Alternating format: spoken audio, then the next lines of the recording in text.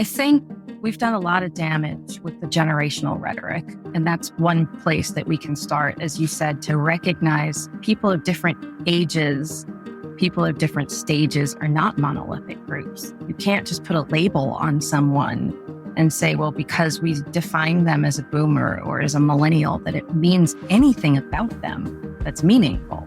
It doesn't. Each person is a unique individual. Welcome to Coming of Age, a podcast that is changing the conversation on seniors' care and aging.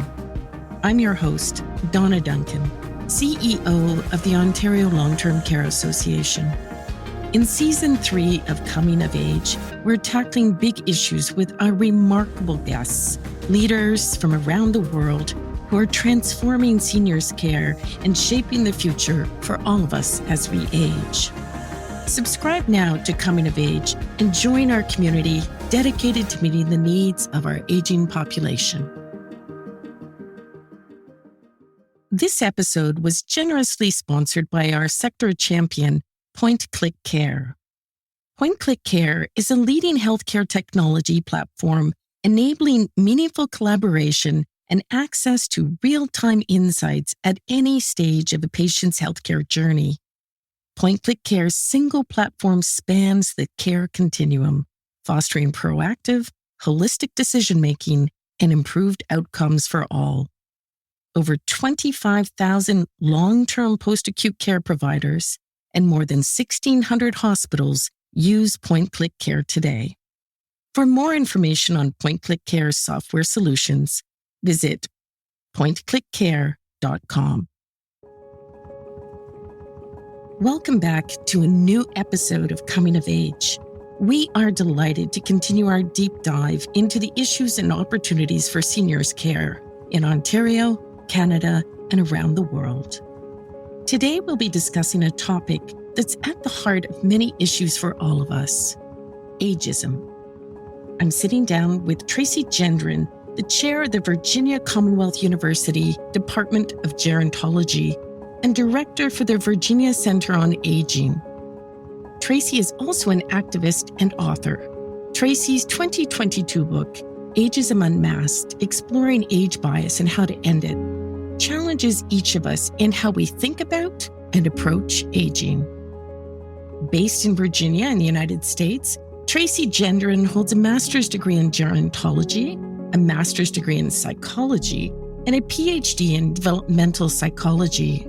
Her research explores the roots of ageism and fosters hope along the way for how to end it for good.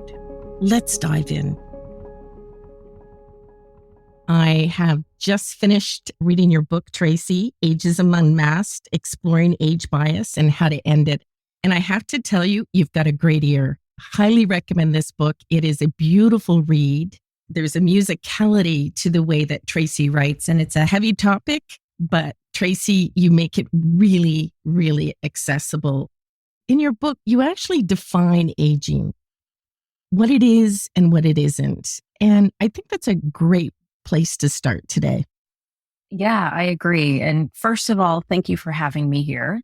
Thank you for the kind words about the book. I'm so glad that you liked it. It is a fascinating topic, one that is very rich and very nuanced and applicable because we're all aging. So you're right that I think the way to start talking about ageism is to first talk about aging and what is aging.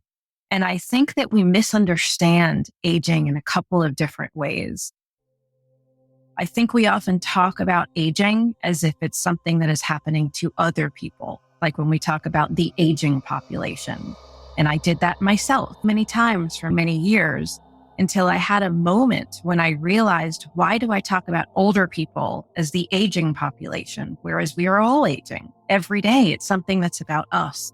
So I think when we other it, we don't connect with the fact that aging is a universal that we all share. And then I think we tend to talk about aging really as a process of decline in terms of our physical bodies and how our bodies change. There's reasons for that. I think it's something we can relate to. I think it's actually really part of the experience that our bodies just get aches and pains and can't do the things that they used to do.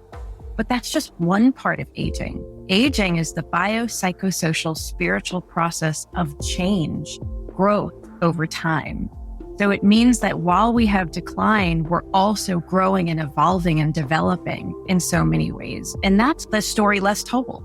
That's the part that we don't talk about as much as all of the ways that we like ourselves more, that we continue to grow and evolve, that we continue to become. So I think we need to see aging as holistic for what it really is. You also talk about elderhood. So instead of talking about aging, you recommend that we reframe the discussion on aging. Could you speak to that? Absolutely. So it's interesting that we're all really familiar with developmental stages of life. We talk really readily and easily about infancy and toddlerhood and childhood and adolescence. And then we even have this stage called emerging adulthood, where we recognize that once you turn a certain age, you don't necessarily become an adult. There's a transitionary period. And then we talk about adulthood, and then we just keep talking about adulthood, and then maybe older adulthood. And I think that there's power in having a term and a word to recognize that we develop in later life in distinct and unique ways that are different from adulthood. And I think elderhood is the term that really captures that. And just like adulthood, there's no one age in which you become an elder or go into elderhood. There's transitional periods. It's different for everybody. But the power is that I think roles and opportunities are different for us in elderhood than they are in adulthood.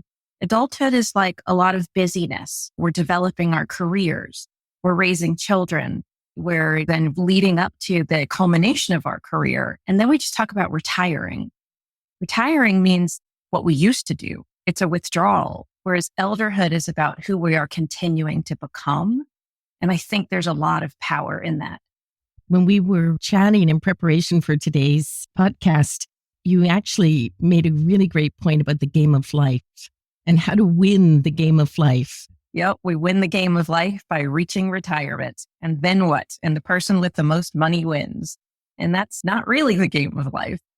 Really isn't.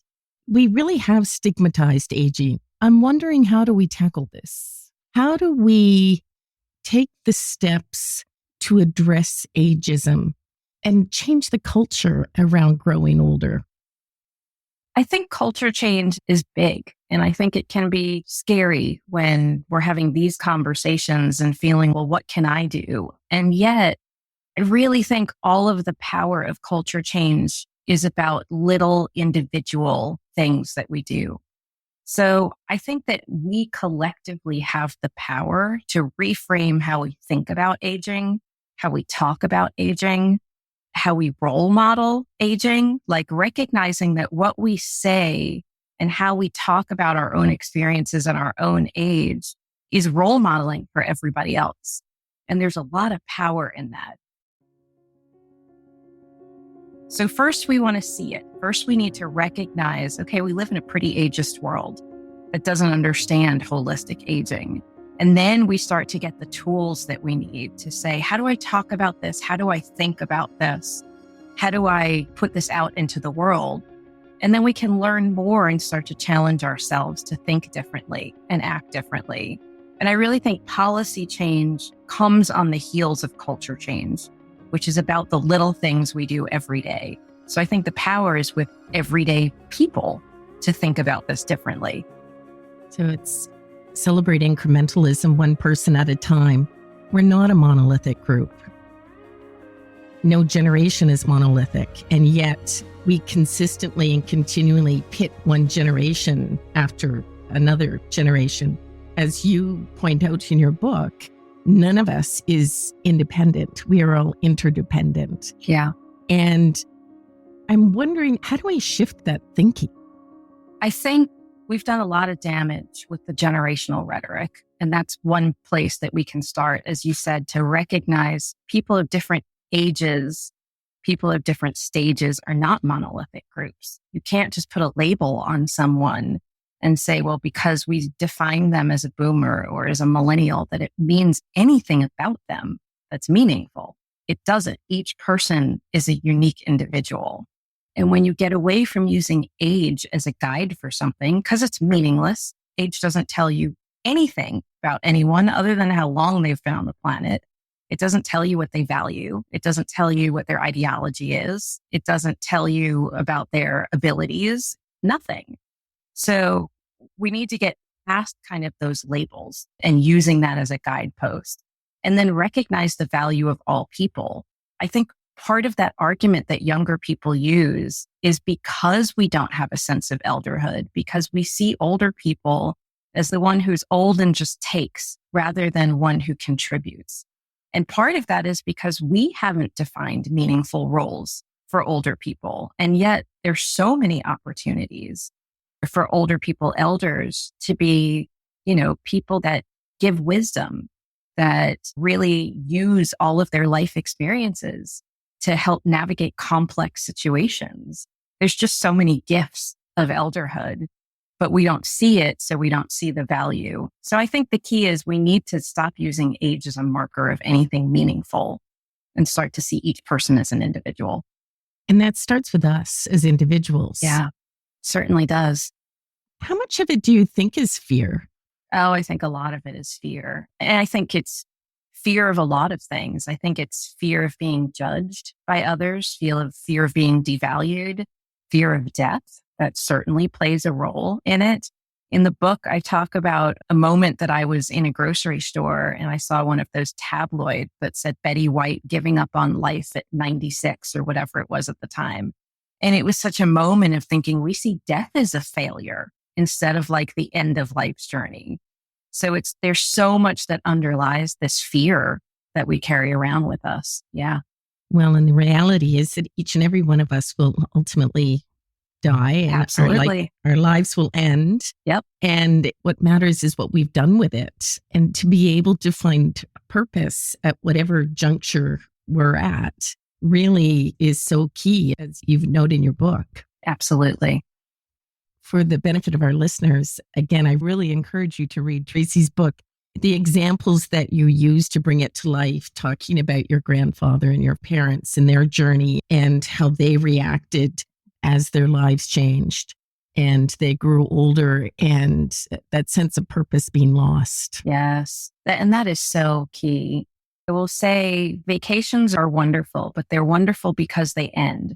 So this idea of retirement as a permanent vacation doesn't suit a lot of people. We need a reason to get up in the morning. We need purpose. We need to know that we matter.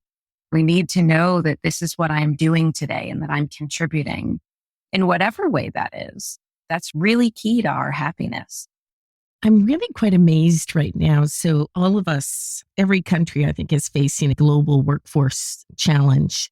Every country's trying to navigate the same issue. I know New York State has introduced a program called a Silver Corps, where they are trying to support 55 plus. I don't consider that to be especially old, but people who'd left the workforce to come back. And I'm wondering, have you, in your research, do you feel that there are any countries who have figured out how to reflect or support the realities of aging as it really is, not what people perceive it to be? I think at this point, ageism itself is everywhere. And the research shows that it really exists in just about every continent, every country.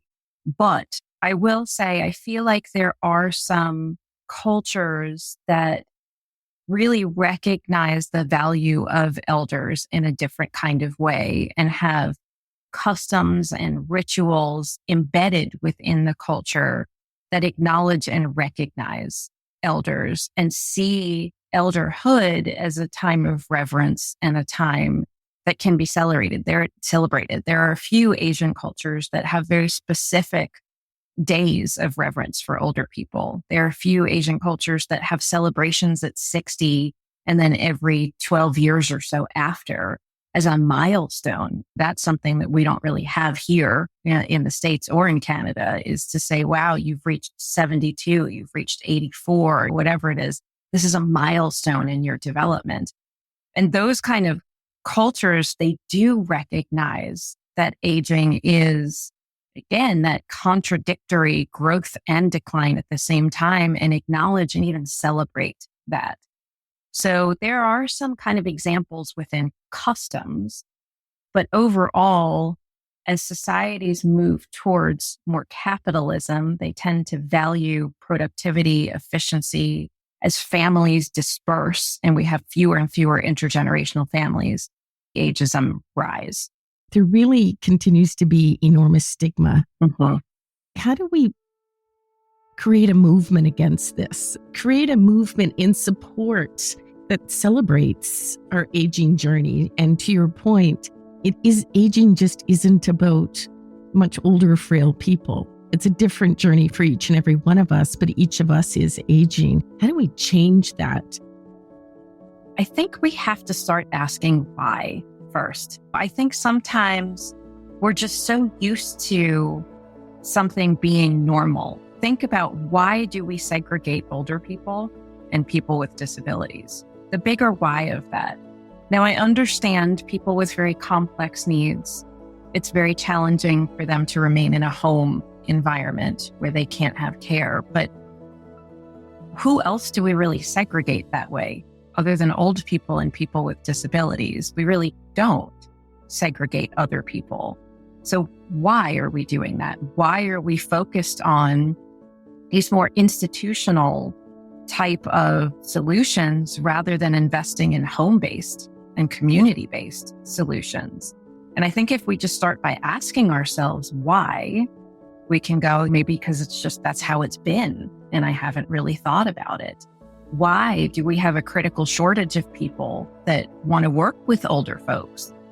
Well, because we have really demoralized what it means to be older, in part because we've institutionalized people and we made it scary and we made it something that's behind those walls. So people don't want to go into those careers. Why don't we mandate in all of the health professions that there's geriatric training? Why? We don't.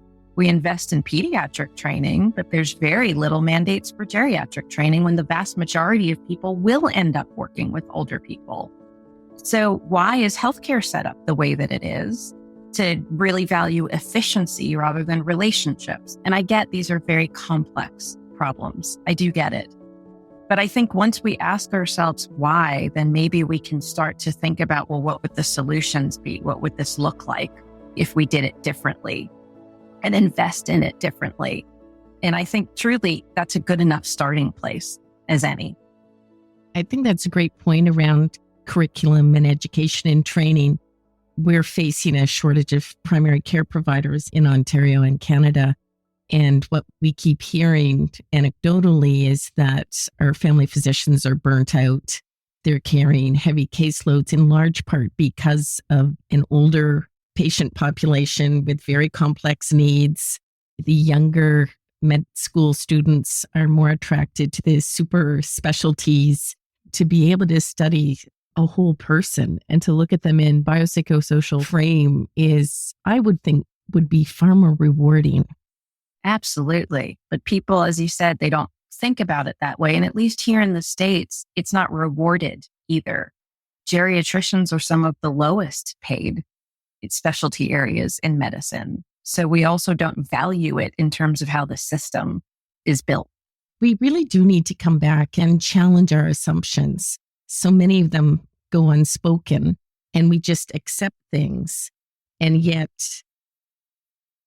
individually and collectively, we really do have the power to change things by not accepting the status quo. Exactly. By asking the questions and then by starting with ourselves and how we feel about our own aging and how we feel about our own age. Really, it starts with self. And that's how we build up critical mass. I do like that idea. And to become more self-aware, as I was reading your book, thinking about my own aging journey and my peers from childhood, each one of us has aged differently. Yep. One of the things that we keep thinking about in our organization is how can we engage younger people and get them excited to come into elder care? And what are those opportunities to harness the power of high school students or younger children and bring them intergenerational programming? How do we bring in people who are just beginning their lives and have an opportunity to learn the value of working with older people? There's a program in the city of Toronto for their long-term care, seniors care. I think I'm with you. We've got to find a better way of talking about it. But it's a volunteer program for high school students, which I think is a great idea for bringing high school students in to work and support and engage with seniors. I think it's a great opportunity. We know that people who have been exposed at a young age and have been taught to value seniors will come back and work with them. Yes, absolutely. One of the very best things we can do to disrupt ageism is to have older people and younger people develop relationships with each other. Really, it's like the very best thing that we can do is just have people of all ages share space together and learn about what they have in common and learn about how they can support each other. I think one of the mistakes that we often make when we do intergenerational programming is that it's a one-way relationship, like younger people serving older people.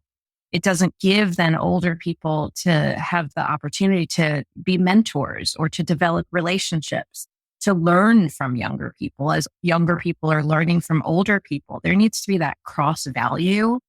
But when you put people of different ages in a room and you let them explore the things that they have in common with each other, the affinities that they have, maybe it's gardening, maybe it's reading, maybe it's painting, and let them come together around that, then they start to really get to know each other and it breaks down some of those age barriers.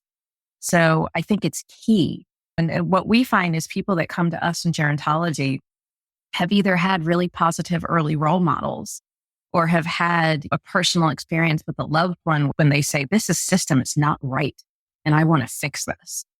There's multiple paths to wanting to work with older people, but those early relationships, as you said, are so critical.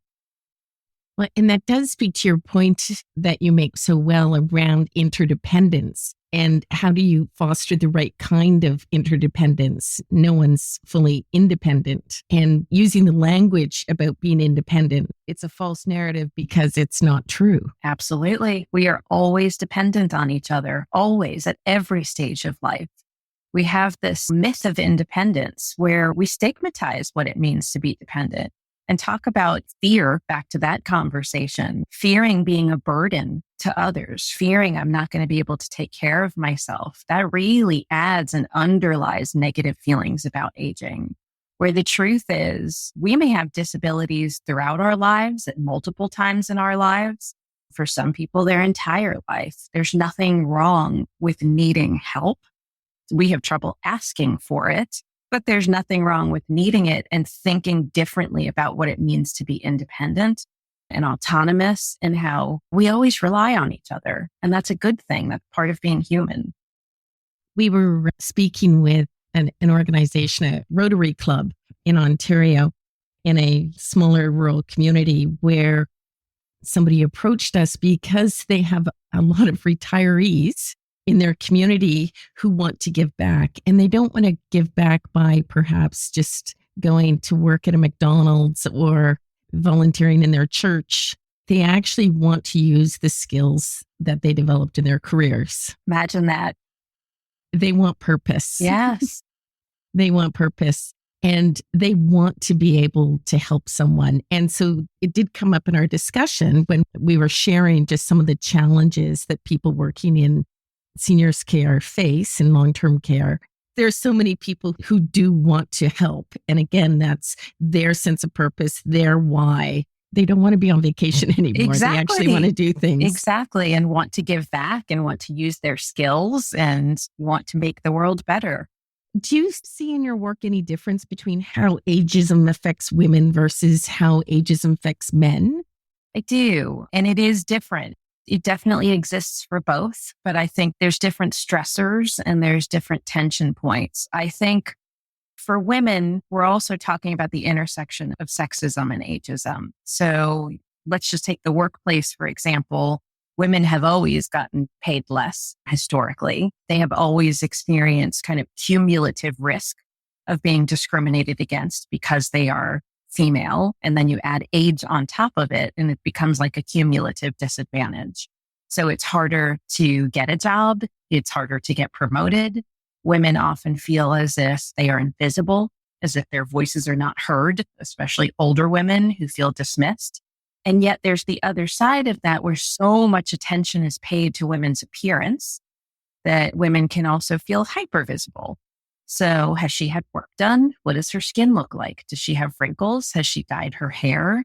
Is she keeping up with her appearance? Is she fit? There's so much shame that goes on that tells women how they need to look, what the definition or standard of beauty is, and how we should measure up to that. I think those are some particularly sensitive issues that are directed specifically at women.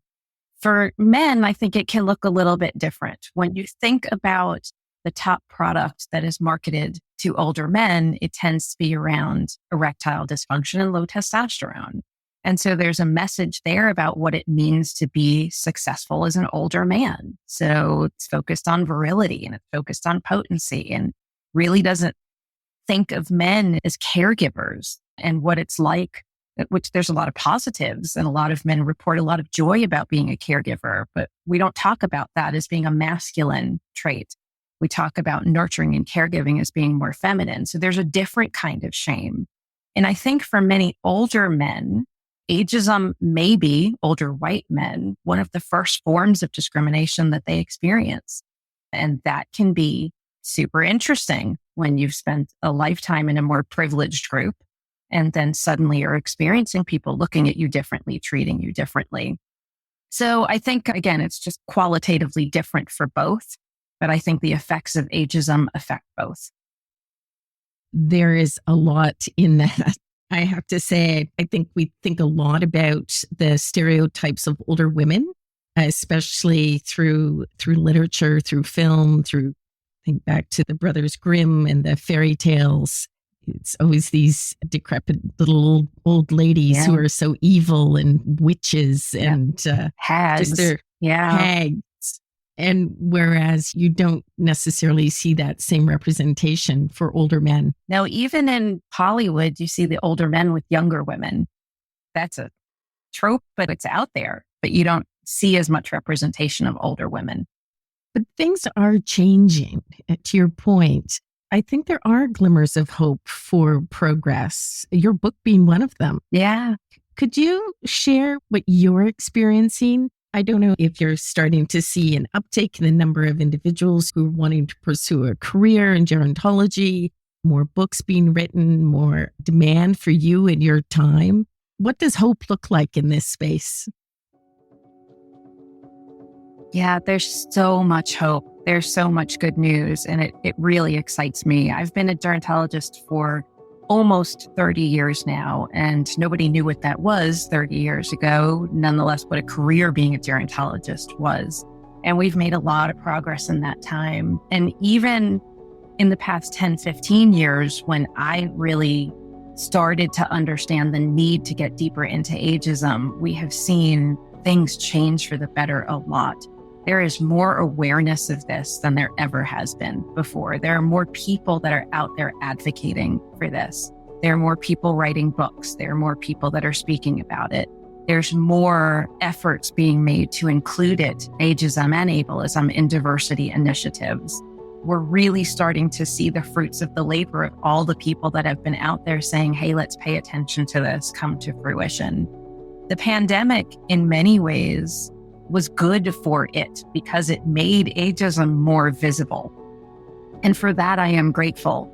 You started to see more articles being written about it. You started to see people questioning why care homes were hit so hard and what that meant and the value of older people.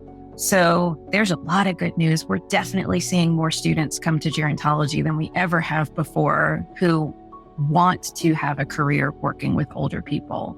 We are definitely starting to see this word ageism infiltrate into more mainstream consciousness. That's amazing.